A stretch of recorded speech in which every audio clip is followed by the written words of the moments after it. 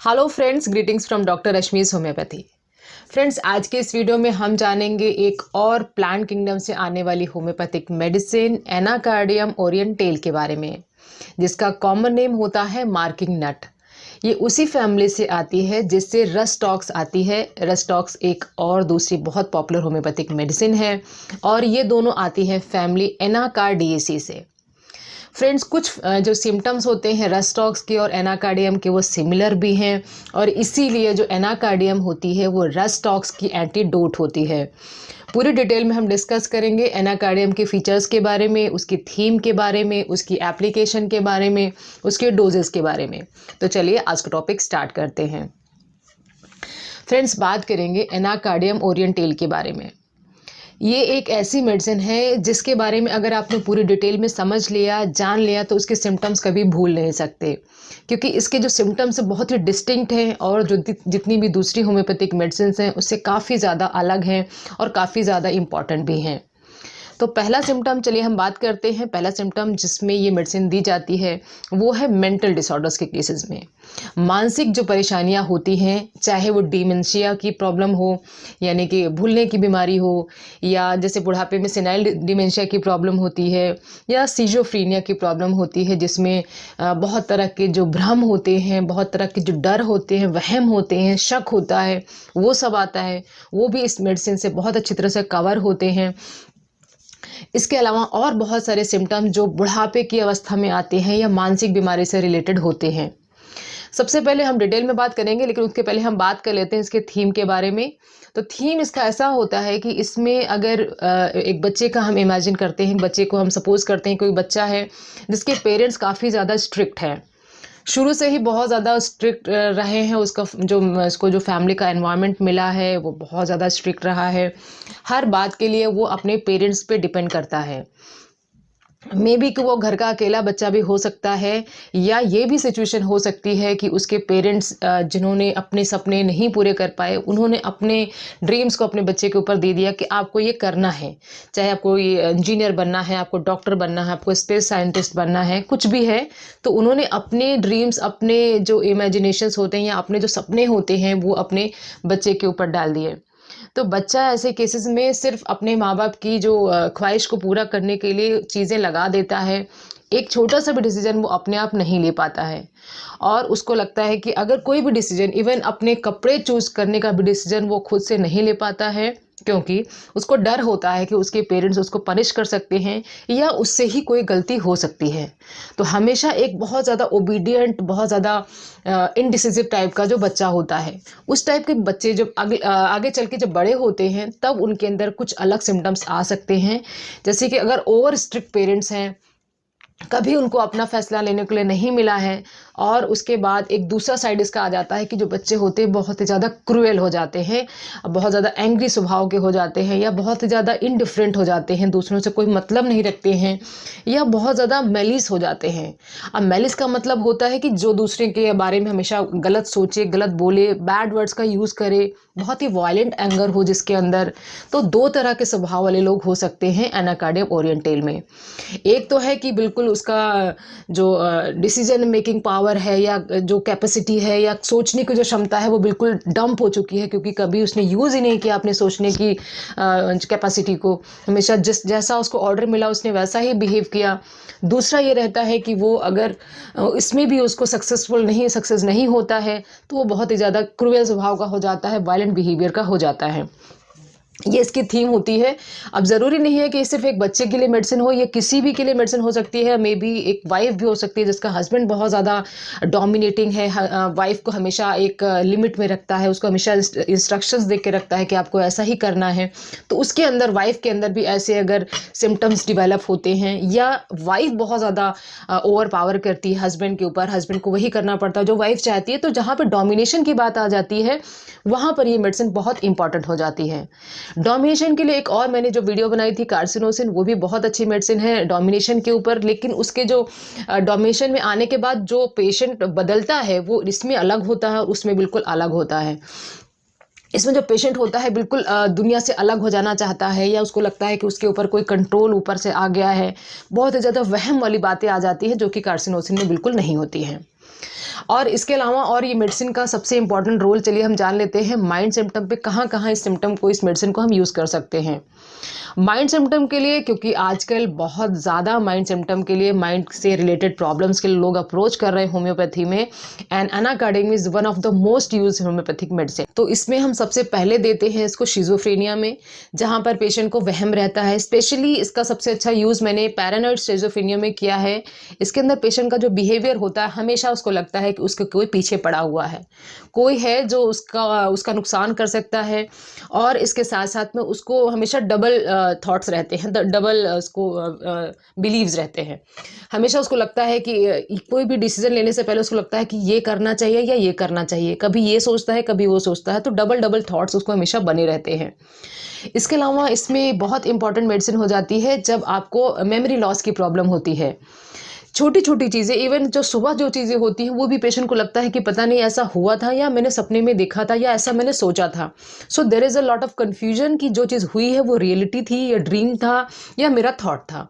तो इसमें sudden loss of memory के लिए भी बहुत अच्छी मेडिसिन है। अचानक से उसकी मेमोरी में लॉस होने लगता है, वो चीज़ें भूलने लगता है। इसके अलावा ये बुज़ुर्गों के लिए बहुत अच्छी मेडिसिन है, जिन लोगों को इरिटेबिलिटी बहुत ज़्यादा रहती है, क्योंकि उनको भूलने की जो प्रॉब्लम है उससे वो बहुत परेशान रहते हैं, बहुत ज़्यादा चिड़चिड़े होते हैं। और कई बार ऐसे पेशेंट के लिए जो गलत चीज़ों पे हंसते हैं, मतलब जहाँ पर उनको एक डिसेंट बिहेवियर होना चाहिए, जहाँ पर कोई भी ऐसी चीज़ हो रही है जहाँ पर हंसने वाली कोई बात नहीं होती है, वहाँ पर उनको हंसी आती है, और जहाँ पर हंसने वाली बात आती है वहाँ पर उनको रोना आता है या वो बहुत अलग सा बिहेव करते हैं, तो वहाँ पर भी एक इम्पॉर्टेंट मेडिसिन होती है। डबल थॉट्स के लिए अपने आप में ही एक डिसीजन मेकिंग पावर नहीं है। एक दिमाग कहता है कि हाँ ये चीज़ करना बहुत अच्छा रहेगा, एक कहता है नहीं ये करना नहीं अच्छा रहेगा, तो हमेशा वो परेशान रहता है क्योंकि वो डिसीजन बना नहीं पाता है। एक चीज़ उसको बहुत अच्छा करने के लिए बोलेगी तो उसी चीज़ उसको बहुत पीछे के लेके जाएगी। तो ये बहुत इंपॉर्टेंट सिम्टम होता है एनाकार्डियम में। इसके अलावा ये नर्वस वीकनेस के लिए बहुत इंपॉर्टेंट मेडिसिन है। मेमोरी का लॉस ऑलरेडी मैंने बता दिया। नर्वस वीकनेस का मतलब ये हुआ कि दिमाग कहीं पे यूज़ नहीं कर पाता है, दिमाग पे जोर नहीं दे पाता है, उसको किसी भी काम करने में उसका मन नहीं लगता है, चलने फिरने से उसको प्रॉब्लम बढ़ती है। ये सारे इंपॉर्टेंट सिम्टम्स हैं जिसमें बहुत ज़्यादा इसको प्रॉब्लम होती है। इसके अलावा इसमें नर्वस डिस्पेप्सिया भी होता है। अब नर्वस डिस्पेप्सिया का क्या मतलब हुआ कि अगर उसको टेंशन हुई तो उसको गैस बनने शुरू हो जाती है। तो ये प्रॉब्लम अगर बुजुर्गों में होती है तो उसके लिए one of the best medicine है एनाकार्डियम। अगले सिम्टम की बात करते हैं। अगला सिम्टम है हेड सिम्टम। अब ऐसे पेशेंट में अगर चक्कर आने की समस्या होती है, जब उसको लगता है कि उसको भूख लगी है और उसके साथ उसको चक्कर आने शुरू हो जाते हैं, और खाना खाने के बाद चक्कर की समस्या कम हो जाती है या ख़त्म हो जाती है। सेम यही प्रॉब्लम रहती है हेडेक के साथ। अगर उसको हेडेक रहता है फिर वो खाना खा लेता है, हेडेक चला जाता है। तो ऐसे सिम्टम्स में जब हर प्रॉब्लम खाना खाने के बाद रिलीव होती है, उसके लिए एनाकार्डियम पहली मेडिसिन है जो सोची जाती है। इसके अलावा अगर हम बात करें ईयर सिम्टम में, तो फ्रेंड्स इसमें एक इम्पॉर्टेंट चीज़ ये होती है कि जितने भी पॉइंट्स होते हैं, चाहे वो आपके ईयर्स का पॉइंट हो, जितने भी हमारे सेंसेस होते हैं, ईयर का सेंस हो गया, आइज़ का हो गया, थॉट्स का हो गया, स्मेल का हो गया, हर चीज़ में एक डिमिनिशन आ जाता है, कमी आ जाती है। उसको सुनाई देना कम हो जाता है, उसको दूर की चीज़ें दिखाई देनी बंद हो जाती हैं, या जो पास की चीज़ें होती हैं बहुत दूर दिखाई देती हैं। तो नियर साइटेडनेस की प्रॉब्लम इसमें होती है, और साथ के साथ जो स्मेल आती है वो काफ़ी ज़्यादा परवर्टेड हो जाती है। अब परवर्टेड का मतलब हुआ कि अगर कोई चीज़ का स्मेल टिपिकल ये स्मेल होता तो उसको लगता है नहीं किसी दूसरी चीज़ की स्मेल आ रही है, तो स्मेल को पहचानने में भी उसको प्रॉब्लम होने लगती है। अगेन ये प्रॉब्लम होती है ओल्ड एज में। तो ओल्ड एज के लोगों में अगर स्मेल की प्रॉब्लम या सेंसेस की किसी की भी प्रॉब्लम में आपको समस्या देखने को मिलती है या चेंजेस देखने को मिलते हैं, तो वहाँ पर भी एनाकार्डियम बहुत अच्छा काम करती है। इसके अलावा अगर नेक्स्ट पॉइंट की बात करें तो इसमें एनाकार्डियम में एक चीज़ बहुत इंपॉर्टेंट होती है कि इसके अंदर जितने भी हमारे एक्सटर्नल बॉडी पार्ट्स होते हैं वहाँ पर ऐसा लगता है कसाव कसाव सा लगता है। चेस्ट में उसको लगता है कि किसी ने उसको हुप से बांध दिया है, और पेट के अंदर उसको लगता है कोई प्लग आ गया है। अब ये प्लग लाइक सेंसेशन उसको अपने गले में भी होती है, अपने रेक्टम एरिया में भी होती है, एनल एरिया में भी होती है। तो हमेशा ऐसा लगता है कि कोई चीज़ बंद गई है और बाहर से टाइट कर दिया गया है, अंदर से उसको भर दिया गया है।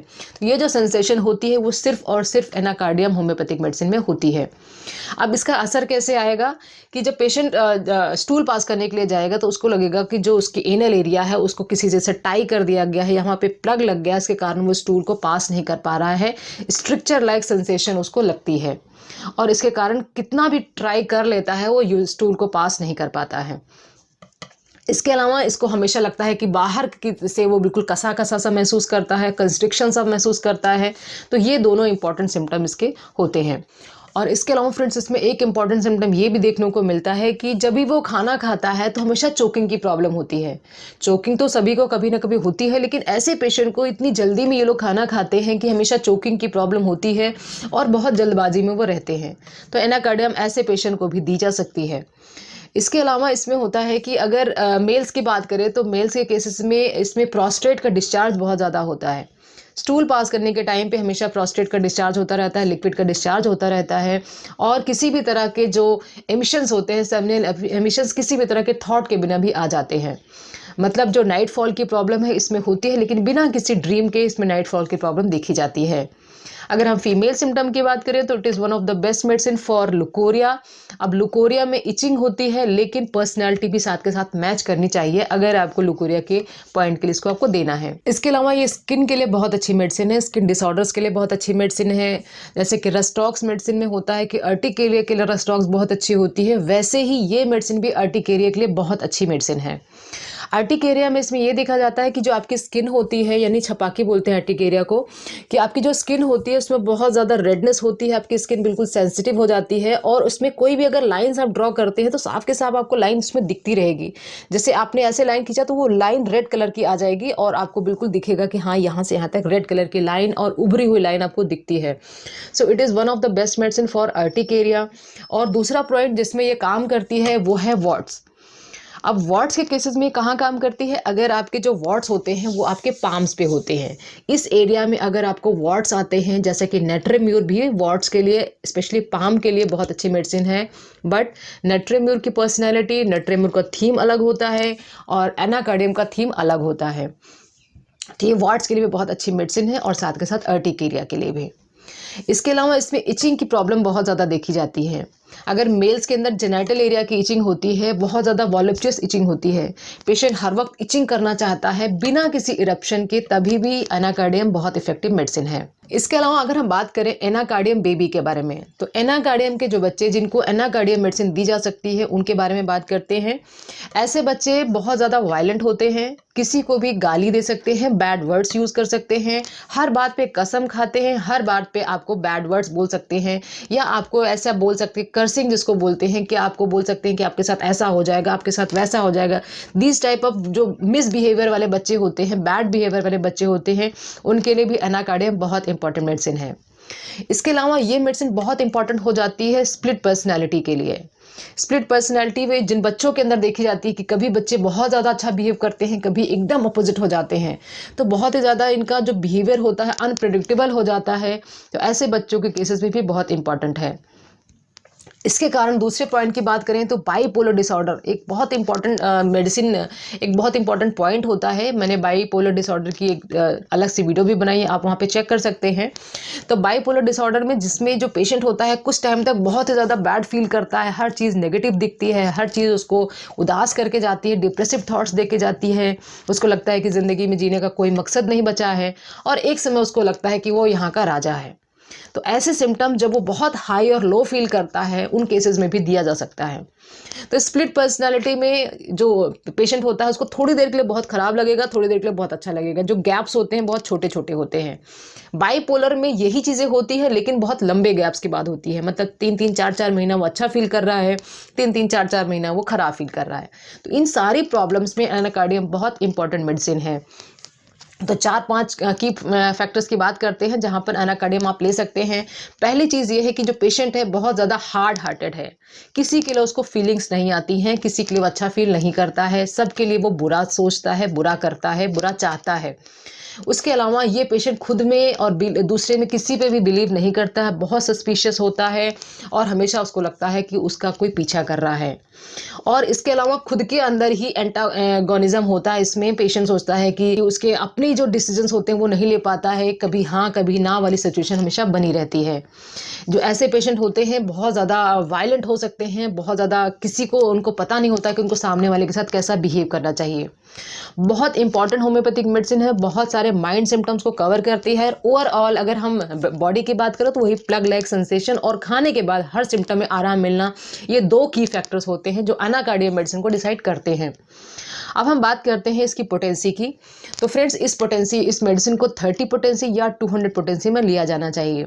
डिपेंड करता है कि 30 पोटेंसी कब देनी है या 200 कब देनी है। ये सारे सिम्टम्स के ऊपर डिपेंड करता है कि कितनी एक्यूरेटली आपको सिम्टम्स मिल रहे हैं और पेशेंट की एज क्या है और जिस प्रॉब्लम के लिए वो ट्रीटमेंट लेने आया है उसको कब से सफ़र कर रहा है। तो इन पॉइंट्स को ध्यान में देते हुए आप 30 पोटेंसी या 200 पोटेंसी आप दे सकते हैं। तो एक बहुत इंपॉर्टेंट होम्योपैथिक मेडिसिन है। और अगर रस्टॉक्स मेडिसिन आपने ली है किसी चीज़ के लिए और आपको उससे प्रॉब्लम हो गई है, उसको एंटीडोट करना है, तो अगेन ये बहुत अच्छी मेडिसिन हो जाती है। तो ये सारी डिटेल्स थी एनाकार्डियम होम्योपैथिक मेडिसिन के बारे में, उसके यूजेस के बारे में। तो फ्रेंड्स अगर आपको इन्फॉर्मेशन पसंद आई हो तो वीडियो को लाइक ज़रूर करें, अपने फ्रेंड्स और फैमिली के साथ भी शेयर करें, चैनल को सब्सक्राइब कर लें अगर अभी तक आपने नहीं किया हो। Wishing a very good health. Thanks for watching.